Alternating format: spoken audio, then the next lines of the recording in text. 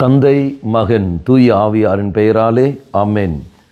இயேசு கிறிஸ்துவின் அன்புமிக்க சகோதர சகோதரிகளை உங்கள் அனைவருக்கும் கிறிஸ்து இயேசுவின் அன்பு கலந்த வணக்கத்தை தெரிவித்துக் கொள்கின்றேன். இந்த நற்செய்தி பாகமானது லூக்கா நற்செய்தி 11ஆம் அதிகாரம் 29 முதல் 32 வரை உள்ள திருவாக்கியங்கள்.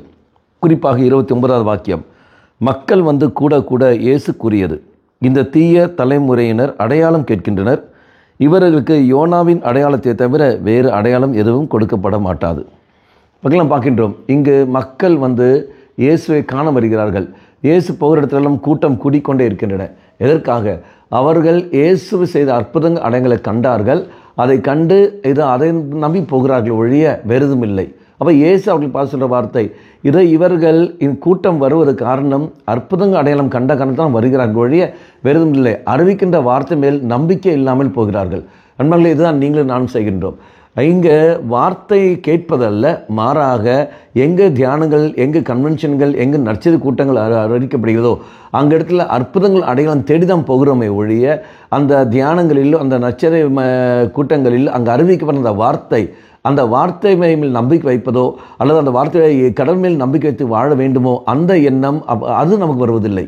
மாறாக அற்புதங்கள் நடக்க வேண்டும், அதிசயங்கள் நடக்க வேண்டும், இடத்தேடி போய் கொண்டிருக்கின்றோம். அதான் இயேசு அவர்களை சாடுவதை பார்க்கின்றோம். இவர்களுக்கு யோனாவை தவிர வேறு எந்த அடையாளம் கொடுக்கப்பட மாட்டாது. அன்பால் நம்மை நாம் பரிசோதித்து பார்ப்போம்.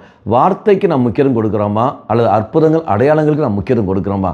சிந்தித்து பார்த்து பதில் கொடுப்போம். அற்புதங்கள் அடையாளம் அல்ல அங்கு தேவை, மாறாக அது குறித்து காட்டுகின்ற வார்த்தை அதுதான் நமக்கு தேவை ஒழிய வெறுமில்லை. அந்த வார்த்தையை ஏற்றுக்கொண்டு அதன்படி வாழ்க்கையை வாழ்வதற்கு நாம் என்ன செய்வோம்? அதுக்கு நம்மை நாம் தயார்படுத்துவோம். தெய்வம் கிருபை தந்து நம்ம வழி நடத்திட்டோம். கண்களை மூடிக்கொள்ளுங்கள்.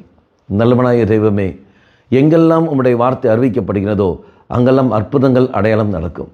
ஆனால் அது பின்னாடி நாங்கள் போகாமல் வார்த்தையை நாங்கள் ஏற்றுக்கொண்டு அந்த வார்த்தையின் மேல் நம்பிக்கை வைத்துக்கொண்டு அதன் வழியாக உண்மை நாங்கள் சொந்தமாக்குவதற்கான வழியை நீ தாம் எங்களுக்கு தந்துடலும்.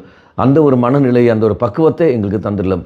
அற்புதங்கள் அடையாளம் தேடி போகாமல் உண்மையில் நம்பிக்கை வைத்து வாழக்கூடிய வரத்தை எங்களுக்கு தாரும். அம்மா மாதாவே, தெய்வ மாதாவே, எங்கள் மாதாவே, என் அன்னையே, விசேஷமாக எங்களுக்காக பரிந்து பேசும். ஆமேன். தந்தை, மகன், தூய ஆவியாரின் பெயராலே ஆமேன்.